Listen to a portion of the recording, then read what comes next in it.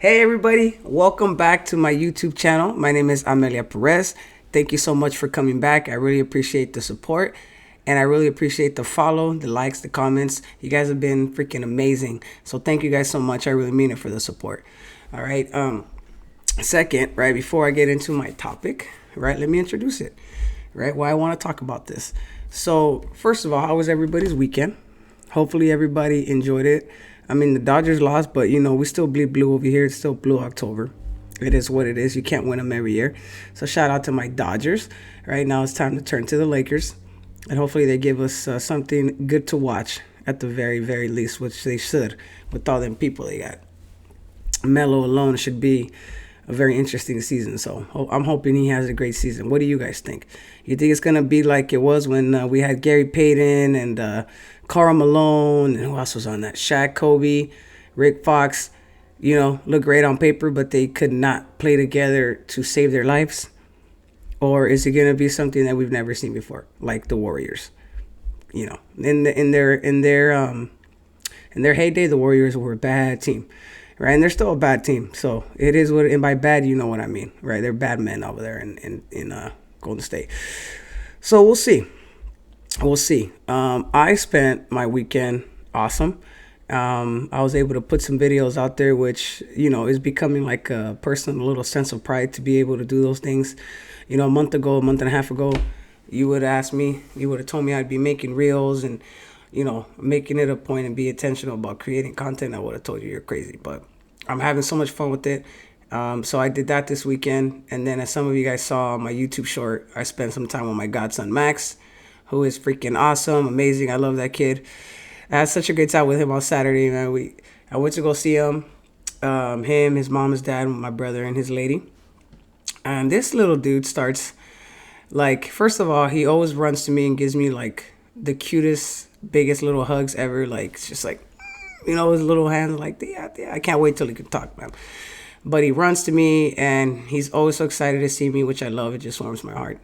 And then this guy wants to wrestle. Like, we get in the house and then I don't know what I was doing, what started it, but I probably started it. And then he charges at me and we start wrestling. And this guy's like, he really wants to do like, freaking slams and all kinds of crazy stuff. I'm like, dude, he gets it from his dad. My brother be wrestling with this boy, play fighting. And he likes it. I'm like, dude, I was tired after like 15 minutes. I was like, all right, Max, that's it. No more. Tell me he didn't get mad. And he ignored me for like a good 5 minutes, maybe 10. And I would talk to him and he wouldn't turn around. I'm like, Max, that's what you see in the video. So take a look at my short video on my YouTube and you'll see me talking to him. And that's what I'm talking about. Because 5 minutes, 10 minutes ago, we were best buddies wrestling. And then when I told him I was tired, he was not having it. So I'm just loving it. If you have anyone in your life that's a year or two, you know that those years are the fun years. So enjoy them. Yes, they're the crazy years as well. Babies are nuts, but they're so much fun. They're so pure. They're all love.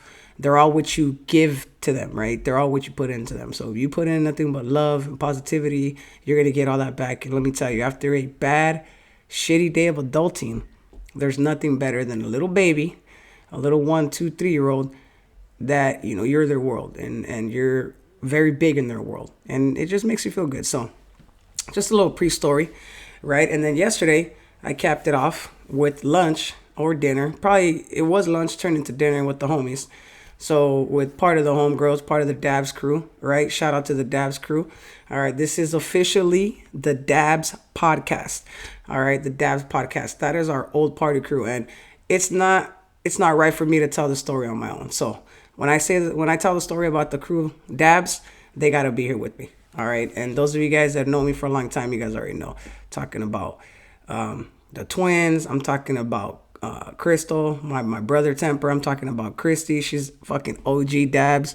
Rest in peace. Our honorary stud brother Audie is part of the DABZ crew. Natalie, Yoshi, Rosie, like Lois. I'm gonna shout all you guys out. And don't get mad, Michelle. Don't get mad at me if I miss one. There's a lot of us. So only when I have a couple of members, will you guys, hear that story. But anyways, we went to sushi yesterday, and it was me, Natalie, Rosie, Lois, and Elaine. And why all of a sudden we're like, we haven't seen each other and like been in the same environment for a while, right? At boot COVID. So it was great. And you know, we're the kind of friends that even if we don't see each other for months, which we hadn't seen each other like in months, it's all love. We're sisters. We're family. It don't matter if I don't see you physically for a month and a half. We're texting. We're messaging. We're reaching out. We're staying in contact with each other because that's what friends and family do. Even if it's a text. Sometimes it's just a text because people got things going on. But we know that that's not reflective of the love, because the love, that doesn't go away and that doesn't change. If anything, it gets more intense. We appreciate the friendship more and more as we get older. Because every time we go to our yearly camping trips, we always talk about it, you know. So make it a point to not let little stuff get in the way of something as beautiful as a friendship, especially friendships that turn into family. So, all right, with that being said, so what did we start talking about? We started talking about, you know, because now we're all older. We're in our early 30s, we'll say. Early 30s, some of us in our mid 30s. And so our experience now as gay women is different. So we were talking about like some deep relationship stuff, which I'm not going to bring up because it ain't my business to tell. But we were giving each other advice and all of that. And we just started talking about, you know, the crazy questions that we get asked as lesbians, as gay people, right? As gay females in LA. Because, you know, not everybody identifies themselves as, and this is what started the conversation, right? We were talking about labels for some reason. And one of the homies was like, I don't identify with being a lesbian, you know, I'm gay.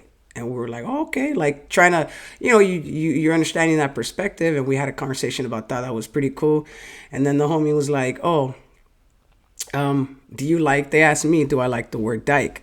Right. And I said, I hate that word.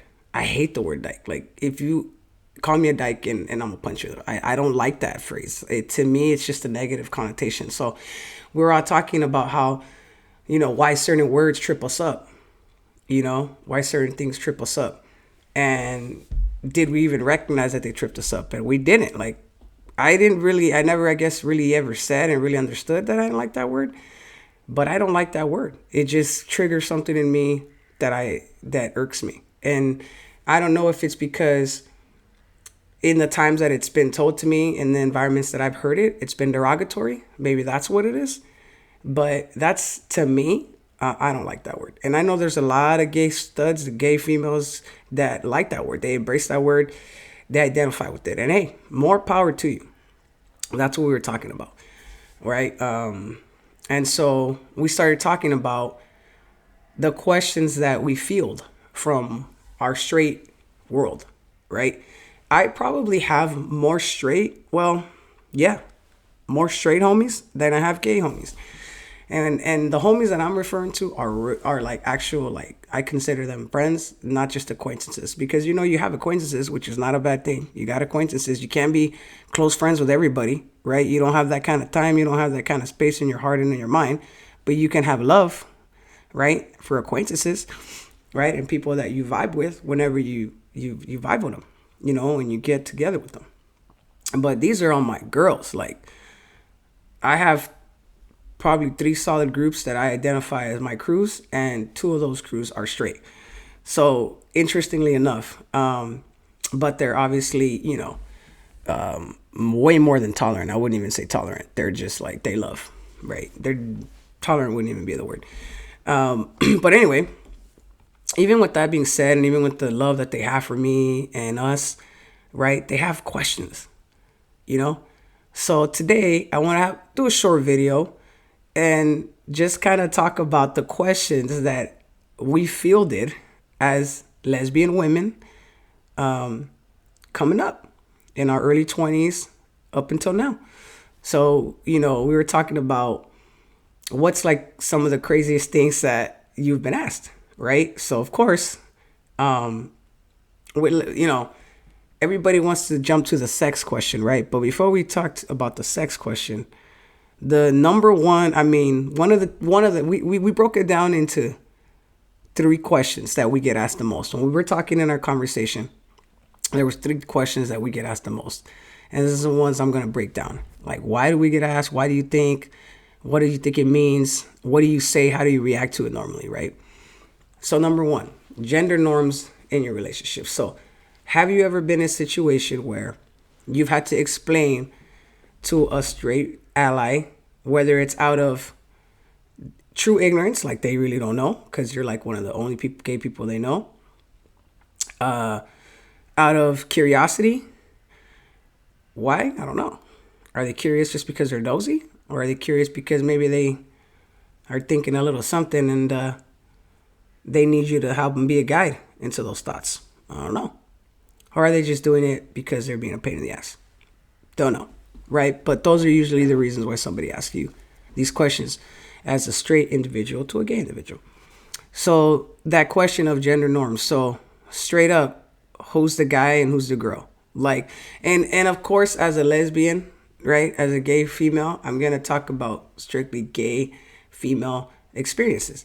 I do have gay boy homies, but not a lot. And not enough to be able to speak about their experience, right? I'll never speak for them, right? So I'm going to speak about my experiences and the things that we talked about yesterday. I'm not going to say names because, you guys know too many of them, so no. But you can guess. Maybe you'll figure out whose story is whose. But yeah, gender norms in the relationship. So I'll speak on my story, right? On this one. This is the one I shared yesterday. So two things, right? I remember being a young lesbian, I'll say like in my early 20s. And I lived with one of my ex-girls. We lived in LA, Boyle Heights, I believe, off of 8th Street and Lorena. I'll never forget because they had bomb tacos and there used to be a bomb ceviche truck. They used to post up in front of my pad Friday, Saturday, Sunday. The guy used to take my money every weekend. I'd post up right there in the porch with a 40, go get my ceviche, and be in paradise and watch the sun go down. It was a beautiful thing. But anyways, I remember we were going somewhere, I don't know, to the store or whatever. And we're walking to the car, and these two, it's always, and hey, I love my brown people, okay? Everyone knows me, I love some Hispanic Mexican women. So this ain't no hate, but this is some real shit. Anytime you get asked certain questions, it's always either older Mexican dude, a young Mexican dude, just, I don't know. Mexican dudes got the questions, I guess. I don't know. Hispanic dudes, maybe, to be fair. But anyways, these two Mexican dudes, OGs, were walking down the street. Older guys, probably like in their 60s, right? And me and my lady are just walking to the car, and one of them asked us, they look at us and they said, hey, ¿cuál de ustedes es el hombre? Which is, hey, which one of you two is the man? And I remember looking up and just looking at him, and I looked at him dead in the eye, and I said, soy yo, claro que sí. ¿Y qué es el problema? Right? So basically, I mean, yeah, it's me, motherfucker. What's up? And they just kind of like, they didn't really have a purpose to the question. They were just being dumb, being ignorant. That is a situation of ignorance. And ignorance not because they want to know, but ignorance just because they think they know. And their question is really an insult or a jab, and they want to get a reaction out of you. And depending on that reaction, it could either go left or right. I didn't react because they're older dudes. What's the point? And we didn't have time for the BS. So we just got in the car and kind of laughed it off, and it's like, whatever. That question at that particular time annoyed me because, they're just doing it to be, I don't know. I don't know if it makes them feel better to, say it out loud. I don't know. Right. But the question of who's the man in the relationship is tied usually to like, they want to know. The next question is, well, how do you have sex and who's the dominant one? Right? Because in this world, right, that's just the way we're all raised, right? There's dominant, there's submissive, right? So who's the dominant? Who's the man? Who's playing that role? And who's the girl? And, obviously for anybody who knows anybody that's gay, we know that it's just not that simple. It might seem very simple Oh yeah, you dress boyish, so you're the boy. You dress girls, you're the girl. And obviously that is so wrong on so many levels, in the sense of sexuality is a lot deeper than just the gender roles that society has constructed for us, right? Because everybody knows that genders are constructed by society, right? As far as like boys, girls, that kind of stuff, you know. Um, so when you're talking about who's the man, I think that sometimes that question is more because they're trying to make sense of it in their own mind, in the only way that they do know how to make sense of relationships. Because, and again, if you're an older person, you get a little bit of a pass, because I might understand that in your generation, in your times, there was only men and women in relationships publicly. There's always been gay people. It's just not been public, right? They've always been shoved in the closets, shoved in the back of the history books, so that the world thinks that only straight people, existed in history, right? And we know that that's not true. So, what do you say to that question, right? Who's the dominant and who's not? I think just like anything, it's all about personality, right? Because even in a heterosexual relationship, the man is not always the dominant one, right? And in dominant in which way? Like, what do you mean by dominant? Dominant in the way that I dress? Dominant in what personality? Dominant in what way? And I know when people ask that question, or when they used to, it used to be very surface related. And I think now if somebody was to ask me that question, depending on who it is in the context, obviously the answer would be different, right? I'm more dominant, and I like to be the dominant one in my relationships. But now, as I'm getting older, I could definitely tell you there is no man in the relationship. That's the whole point. It's a lesbian relationship, fool. There's two women in it. Just because one looks like a boy with clothes, hats, braids, whatever, doesn't change the fact there's two women in the relationship. And as I get older, I get more comfortable with that. I remember being a younger stud and just being a lot more defensive about it. Like I had to be, because I was a stud, and that's just what studs do. And I did buy into that whole, who's a woman and who's a man kind of mentality, because I was raised by a straight woman, like straight people. So that's the dynamic we learn as we grow up, right? So it's no different for us. We have to make sense of it too, and then try to make sense of where we fit into all of that. So the dynamic is just a little different, but we still have to go through the same kind of like mental hangups, like I was raised this way, but I feel this way, and coming to the point of being okay with living your truth, right? And being able to stand up for that truth, whether it's against your family, friends, whoever. Obviously, it wouldn't be friends, but people that you're trying to educate, maybe. Because it falls on us somewhat to educate the ignorant, as long as it is respectful, and as long as it's for a cause. Because I'm not about talking to someone who is set in their ignorant ways. It's 2021, man. Get it together, bro. And then so the other question that we get fielded a lot, that we were tripping out on and kind of reminiscing about, is, why are you guys gay?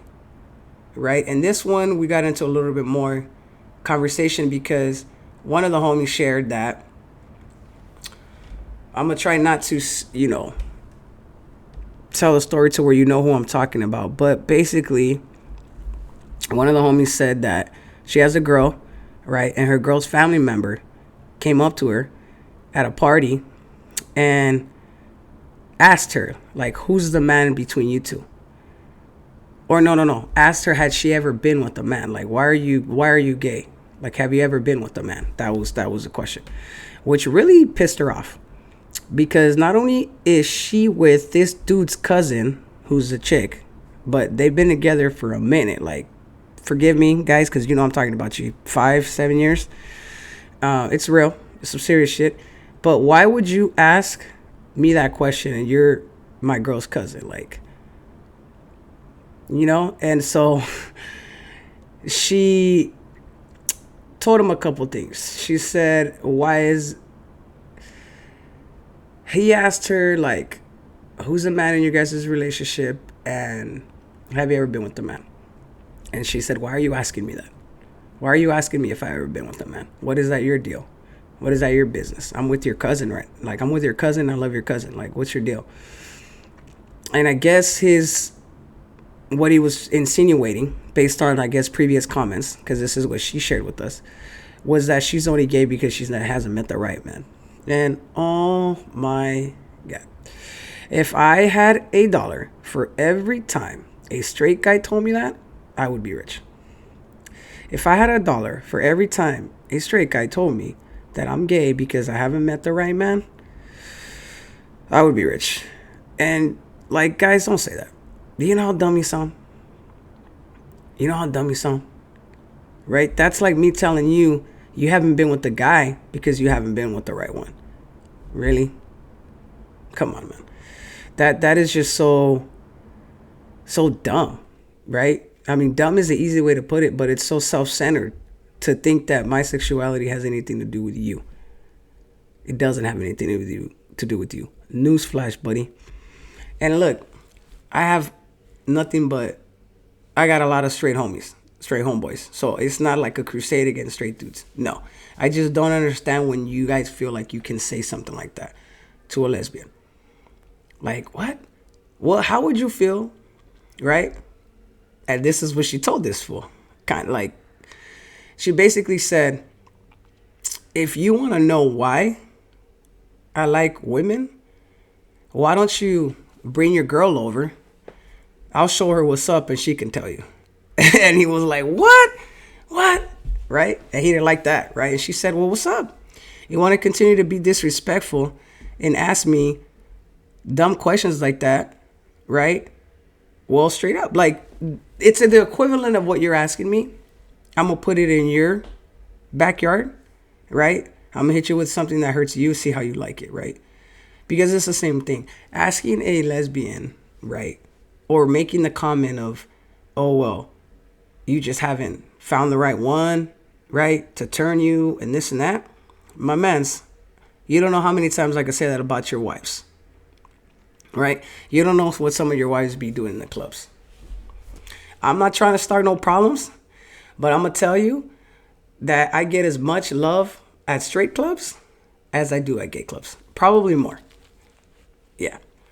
From straight, suburban, married. Well, I won't say married because I don't mess with married, but straight women. So, and that's obviously we say that because we know it hurts their insecurity, because for someone to ask you that, like I said, unless they're really really want to know, which most of them don't, it's just, again, it's a statement they're making, but they're disguising it as a question, right? Basically what they're saying is, if you would be with me, you wouldn't be gay. And it's like, bro, how self-serving can you sound? Does your wife think your shit's all that great? Come on, bro. You might want to be looking in the mirror, my guy. It has nothing to do with that, right? Being gay has nothing to do with a bad experience. It might be someone's story, but that's not my story. And I don't think that's the majority of us, you know? Those that want to join because they've had bad experiences with men, hey, we welcome you. We welcome you to the rainbow, baby. We welcome you to the club. But that's not the majority, guys. So please, stop asking your gay family members those questions in public, right? I remember my mama, rest in peace, and I love my mama, right? And I would have said this to her now that it made me uncomfortable, but she would ask me and my girls, ¿Y ustedes qué hacen? You know, like, how do you guys have sex? And she wanted to know physically, like, how is it possible? And straight up, it was crazy to ask it like that, but I know she really wanted to know. She was like, I don't understand it. I don't understand what you two are doing. I don't understand why you guys like it, but whatever. And man, that's one of the things that I'll say I it's a regret, in my life to not have been able to have a relationship with my mom as an adult. You know, when she got sick, when she was diagnosed, I was at Chapman already. So I was at Chapman 18, 19, 20, probably 21, 22. Like, I did not get to enjoy her, and she didn't get to enjoy me as an adult. So we never got to have these conversations later in life. But man, I talk to her all the time, and I just wonder, what would she say? What would she say now as I've evolved, and as I'm sure she would have mentally evolved with it as well. So, but yeah, don't stop asking those questions. Now, look, I understand that tias and moms and cousins are going to be nosy, but do we have to do it in front of the whole damn family? Right? Like, do you know how intimidating that is? How awkward that is to be asking the gay sheep in the family, how is it that you do it? And I believe the cousin asked her, like, how is it that you and my cousin have sex? Straight up. And she told him, how do you and your girlfriend have sex? And he's like, what? Well, I mean, the normal way. And she's like, well, the normal way? I might do it a little better than you, a little longer than you, but the better way. It's the same idea. And he was just like, got really offended that, she would question him about his sex life and his sexuality. And it's like, that's what I'm talking about, that double standard. Don't use ignorance as an excuse to be dumb and ask dumb questions and be disrespectful. Because someone who really genuinely wants to know something will ask in the most respectful, unassuming way. And not, ooh, I want to know the gory I'm not talking about your homies, right? Because that's a different thing. I'm talking about putting you on the spot, making you feel uncomfortable, putting you on the spot to have to defend your lifestyle, or who you love, what you do, something that to you is natural. It's natural. So, like I said, I understand that it's not something everybody agrees with or understands, but at the end of the day, that doesn't give you the right to be disrespectful and ask questions like that, like, about sex and about gender roles. I mean, no more than it is to ask a straight couple. Like, I'm not saying, it's can't be a topic for conversation. It's not a topic for attack on somebody, right? And trying to make them feel lower for that reason, and trying to make yourself, that's why you're right. It's like, come on. So we were talking about, like, do you think that being the gay sheep in the family opens you to harassment or uncomfortable questions? Look, I come from a big Cuban family, and let me tell you, everybody gets banged on. Everybody gets banged on. We were talking about this the other day. Me and my cousin Franks, we're talking about it. That's just the way our family rolls. Don't know why it is that way, but it is. Like, we show love by cracking jokes and riding on each other and see if you could take it, And so you gotta have thick skin in the family. So I don't know if it was because I was gay, but I do know that being gay opens me up to different kinds of questions and more questions. And again, honestly, I don't mind being the educator in the family. I don't mind being the one that, like, educates and is that voice and is that model for, like, the younger ones, my younger nieces and nephews as they're coming up, because I'm probably one of the few, because nowadays, kids are open, and kids, especially in high school, are a lot more comfortable with saying that they're gay, so I'm sure they have kids in their school that are gay, but a gay, productive adult, I know I'm that model.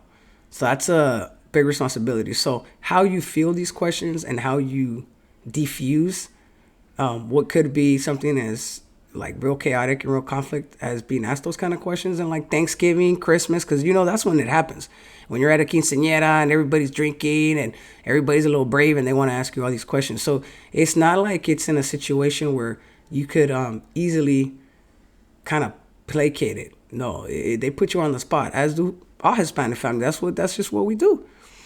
And so how you handle that you're showing the younger ones how to handle, indignant questions, how to handle someone genuinely wanting to know something that may still make you uncomfortable. But at the end of the day, you have the opportunity to shed light.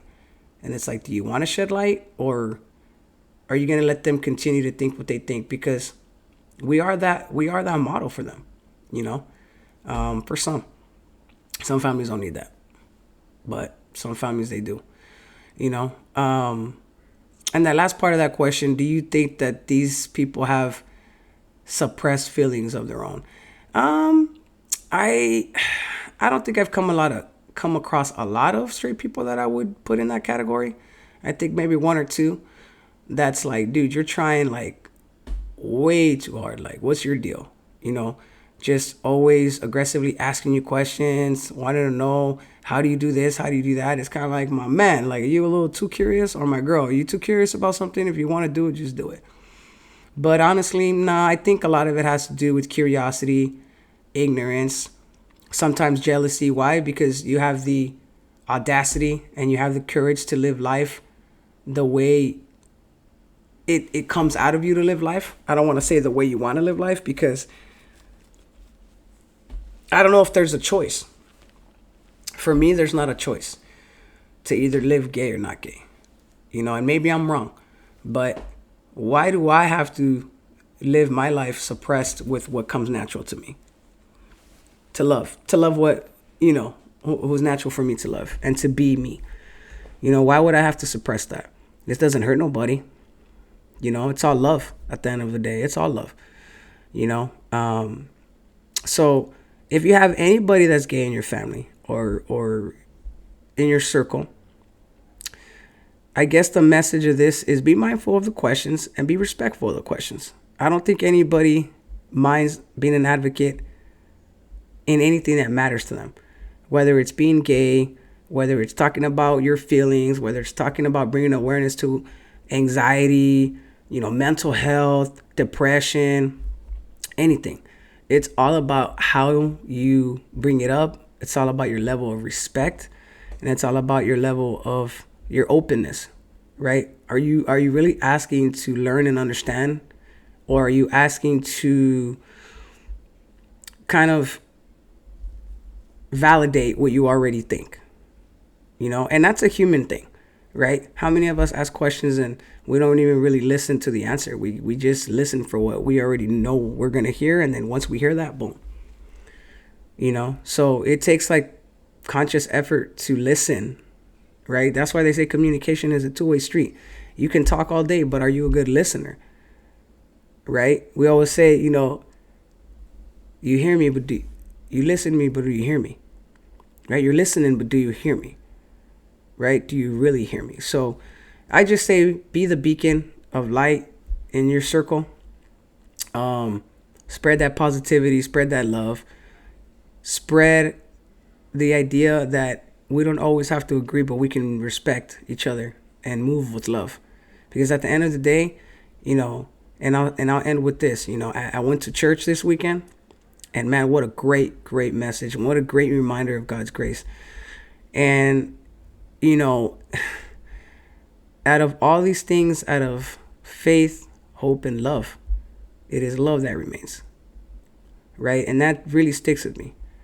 We need love, right? So for all of us that, I could do it by myself, I don't need nobody. Why would you want to be by yourself? Isn't a party more funner when there's people around? Like, we're not supposed to live life on our own. So get yourself out of there. Get up out of that hole, because you're not supposed to live life alone. All right. So much blessings to you guys. Much love. If you're still listening to this video, thank you so much. I went a little long. I really appreciate the support. Comments, feedback, put it in the comments, please. All right. Help me get better at this. I'm really trying to create a good channel with a lot of strong content for you guys. So any other ideas about my next podcast, also drop that in the comments. Share, and share again. I really appreciate you guys. Thank you so much. Again, thank you for joining the DABZ Podcast. My name is Amelia Perez. I really appreciate the love. I'll see you guys on the next one. Be kind to each other. Be kind to yourself. Remember to wake up with a grateful heart. All right, get that gratitude journal if you haven't done it. All right. Peace. Go Lakers.